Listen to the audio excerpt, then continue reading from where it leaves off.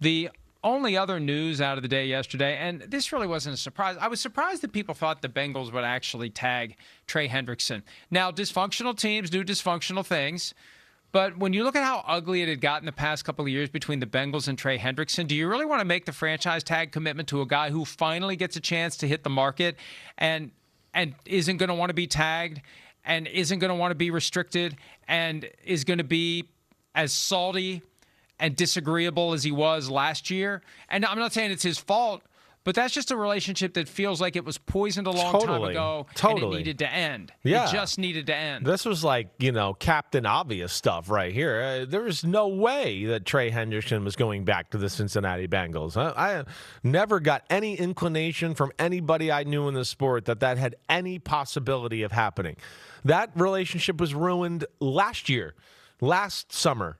It was over. It was 1 year, okay, we'll figure it out one more year, and we're going our damn separate ways here.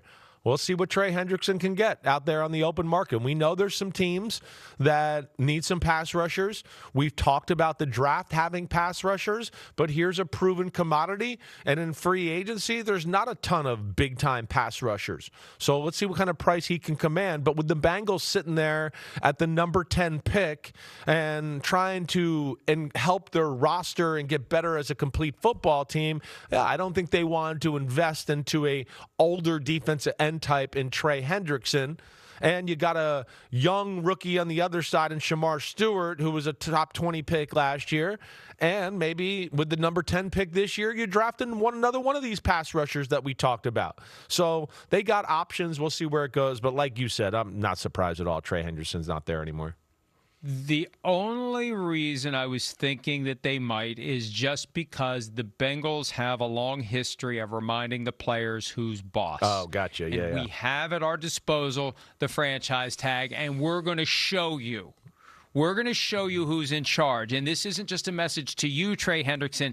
It's a message to anyone who will ever be part of this football machine. We own the machine. We run the machine, and we will do whatever the hell we want to do, including franchise tag you when you are close enough to taste freedom from the Cincinnati Bengals. And the Bengals are going to be worse next year because of it, but now they reinvest that money elsewhere on the team, and they hope Shamar Stewart works out.